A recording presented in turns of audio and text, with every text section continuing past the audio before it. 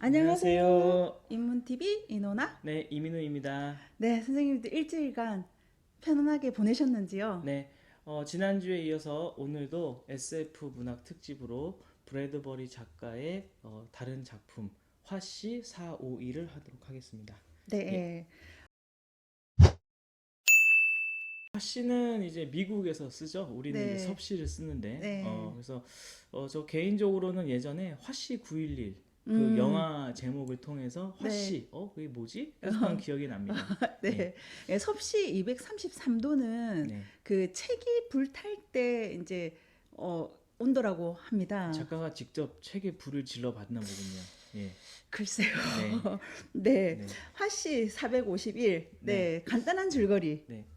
사실 이제 브래드버리의 이 화씨 451은 SF 작품이라고 할 수도 있지만 음, SF라는 생각을 굳이 안 해도 그냥 어 SF였어라는 느낌이 들 정도로 예, 사실은 이제 고전 문학의 이제 네, 한 작품이 됐죠. 워낙에 네, 사실 유명한 작품이고 네. 브래드버리라는 작가는 좀 생소한 사람이라도 화씨 451은 아마 한 번쯤은 들어보셨을 겁니다. 예, 네, 제가 한 4, 5년 전쯤에 이 화씨 451을 네, 읽었는데 그냥 유명하다고 해서 읽었어요. 네, 네, 네, 네. 근데 읽으면서 SF 소설인지 진짜 몰랐습니다. 네, 네, 그냥 그 이 아까도 말씀드렸듯이 분서객류 책을 불태우는 내용이 담겨 있는데 네. 그 분서객류 사건은 역사적으로 굉장히 오래됐죠. 오래되기도 하고 빈번하게 일어났던 사건들 중에 네. 하나잖아요. 사실 지금도 예. 행태는 다르지만 뭐 지금도 지구 어디선가에는 어떤 권력자에 의해서 비슷한 일은 일어나고 있을 네, 겁니다. 그리고 이제 뭐 네, 검열 네. 제도라든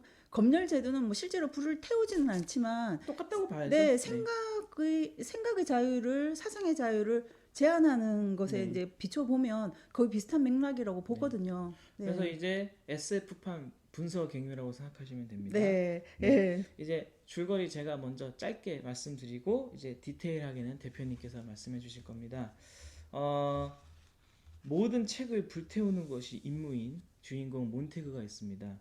파이어맨인데 원래 파이어맨은 소방관이지만 여기서는 네. 정말 문자 그대로 방화. 파이어맨, 예, 예. 불지른 사람입니다. 예. 이 몬테그가 어떤 소녀를 만나면서 모든 책을 불태워야 되는 자신의 임무에 대한 회의를 품게 되고 저항하는 과정을 그린 소설입니다. 좀 더 길게 네, 얘기 말씀을 드리자면 네, 이 작품의 주인공 네, 몬테그는 아까 말씀하셨듯이 책을 불지르는 임무를 맡고 있는 방화사 네. 파이어맨입니다. 네, 제 예, 학원에서 가르치는 아이들도 아마 좋아할 만한 일을 하고 있네요. 네, 네, 이 몬테그는 자신이 불을 이제 책에 불을 태워서 그냥 없애는 일에 굉장한 자부심을 갖고 있는 사람입니다. 네, 여기 이제 책 앞쪽에도 그 문구가 나와 있는데 보람 있는 일이죠. 월요일에는 밀레이를, 수요일에는 휘트먼을, 금요일에는 포크너를 제가 될 때까지 불태우자. 그리고 그 제도 다시 태우자. 우리들의 공식적인 슬로건이죠. 라고 적혀 그래서 있는데, 제가 이제 예. 대학교 때 영문학을 배웠는데 이게 농담 삼아서 이 구절을 많이 인용을 했습니다. 이제 기말고사 이제 돼서 많이 지쳐 있을 때 특히 이제 수요일에는 휘트먼을 금요일에는 포크너를 불태우자. 이 음, 휘트먼과 포크너 다 이 영문학 학생들을 굉장히 힘들게 하는 작가들이거든요.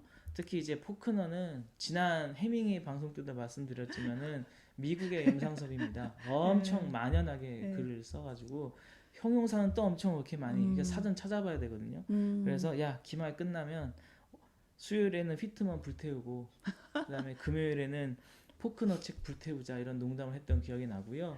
예. 그리고 실제로 되게 유명한 문구가 있죠. It was a pleasure to burn. 태우는 것이 즐거웠다. 예, 실제로 굉장히 유명한 문구입니다. 예, 이게 네, 이제 첫 문장이거든요. 이 네, 화시 451의 첫 문장인데 그 뭐 위키백과나 이런데 뭐 첫 문장이 명문장인 뭐 이렇게 책 보면 이렇게 리스트에도 올라와 있을 정도로 첫 문장 굉장히 첫 문장들이 이렇게 간단하면서도 임팩트가 빡 있는 예. 그러니까 소설은 아무나 못 쓰는 것 같습니다. 네, 그 몬테그가 어느 날 퇴근한 이제 오늘도 이제 막 즐거운 방화를 끝내고 즐거운 퇴근길에 올랐는데 네, 우연히 클라리세라는 소녀를 만나게 됩니다. 네. 이 클라리세라는 소녀의 이름이 자꾸 클리셰라고 저는 자꾸 읽히는데요. 네. 예, 아무튼 그 클리셰답게 클라리세가 그 몬테그에게 자꾸 이상한 질문을 해요. 뭐 자신이 불태운 책 중에 읽은 책이 있느냐.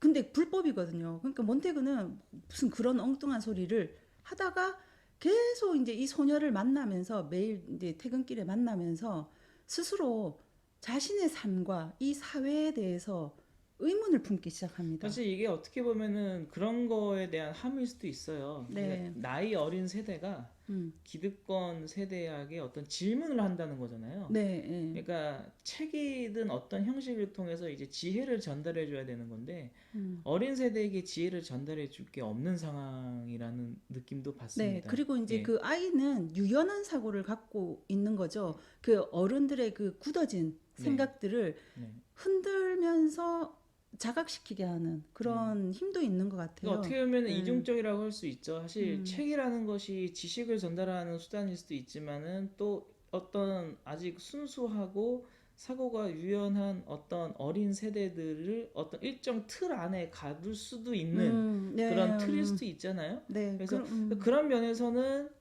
뭐 책을 불태울 수도 있지라는 생각을 또 할 수도 있지만 결국에는 어쨌든 지식 전달이나 지혜를 전달하는 수단이 없어졌다. 네, 여기에 더 초점을 맞춘 것 같습니다. 예. 그래서 이제 그 몬테그는 슬슬 자각을 합니다. 네. 그 사회 스스로의 삶과 사회의 모순을 깨닫고 네. 자신의 삶이 텅 비어 있다는 생각을 할 즈음에 클라리세가 실종이 됩니다. 네. 그 몬테그는 그 클라리세를 찾으려고 막 하는데 주변 사람들은 클라리세를 걔 좀 머리가 좀 이상한 애야. 뭐하러 찾으러 다니냐라고 이제 막 그러다가 이제 방화사니까 몬테그 출동 명령이 떨어져요. 일을 하러 가야 네, 되겠죠? 이제 일을 하러 가는데 그 책이 발견된 집에 이제 불을 지르러 가는 일을 하러 가게 되는데 그 집에 노파가 살고 있습니다. 할머니가 책을 불태우면 나도 여기서 죽겠다라고 하고 실제로 그 불타는 집안에서 그 할머니가 돌아가세요.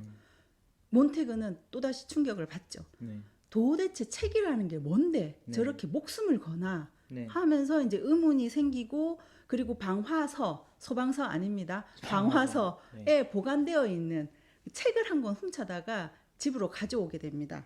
그러면서 이제 그 책을 지키려고 하는 결사대의 그냥 우두머리 비슷한 파버 교수를 만나게 되는데요. 그러니까 반정부 인사라고 봐야 되겠죠. 네, 이제 결사대입니다. 네. 그 파보 교수를 만나서 이제 이런 책에 대한 생각을 하게 되고 하다가 몸살 비슷한 이렇게 내적 갈등에 의한 몸살이 있어서 약간 쉬는 tum에 그 방화서의 친구들이 네. 놀러 오게 되고 그 친구들과 뭐 논쟁을 하다가 격분하여 네. 예, 격분하여 그 책을 보여주고 시 낭독까지 해버리게 됩니다. 네.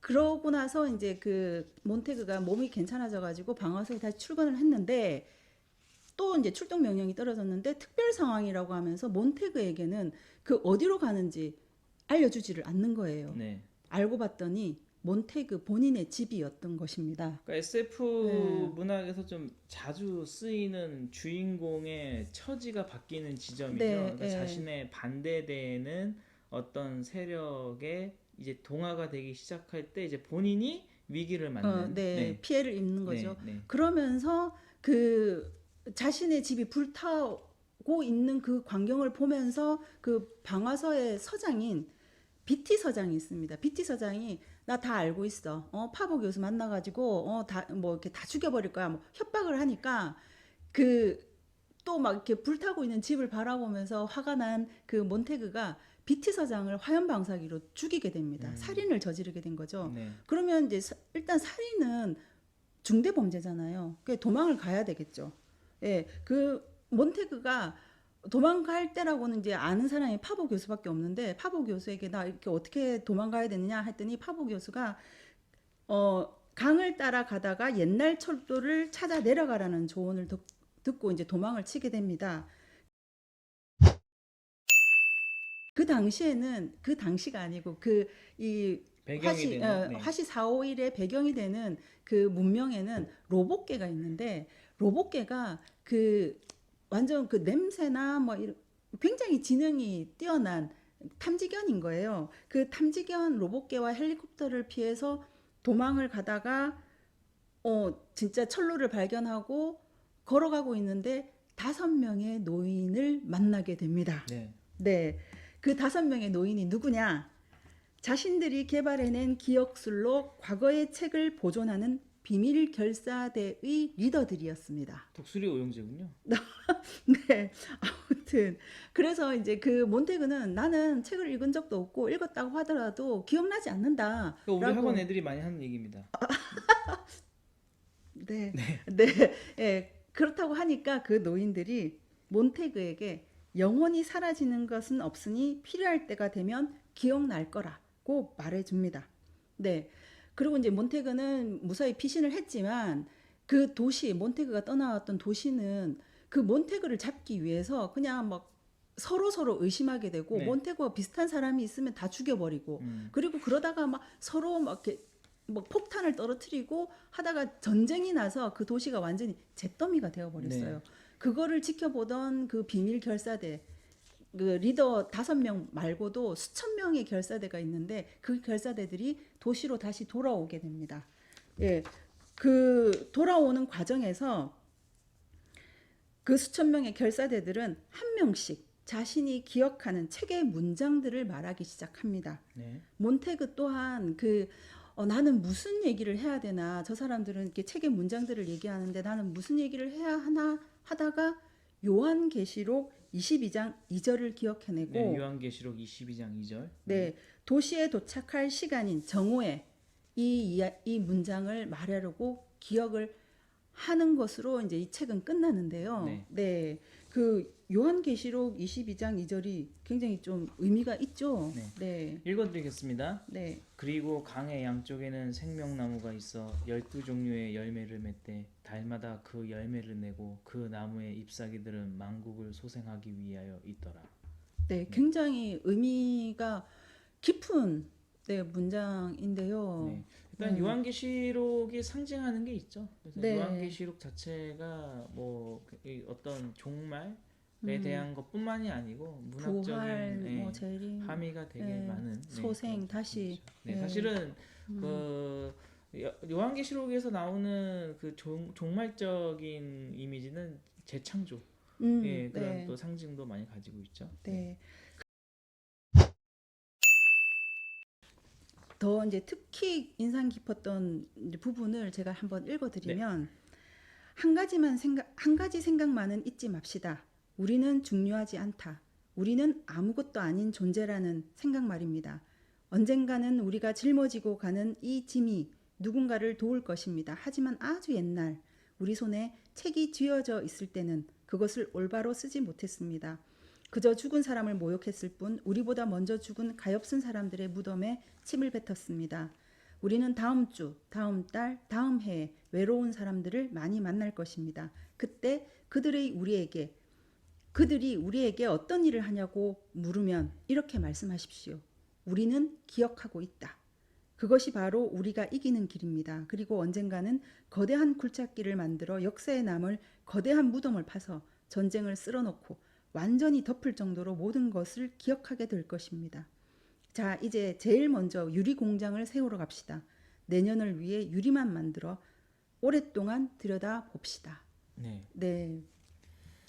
그래서 뭐 유리라는 것도 좀 여러 가지로 생각이 될 수 있죠. 일단 유리를 만들기 위해선 지식이 필요했고 당시 네. 유리가 인류 문명에서 굉장히 고대 로마를 기준으로 하면은 굉장한 공학적 지식이 필요했던 공정이고 네. 불이 필요하죠. 네. 그러니까 불을 쓸 거면 책을 불태우는 데 쓰지 말고 뭔가 문명에 도움이 되는 그리고 책이라는 어떤 인류의 지식을 활용해서 어떤 우리에게 도움이 되는 걸로 하자라는 의미도 있는 네. 것 같고요. 네. 아까도 말씀드렸지만은 이 작품은 일단 문명 비판적인 게 분명히 있습니다. 네. 네, 그래서 네.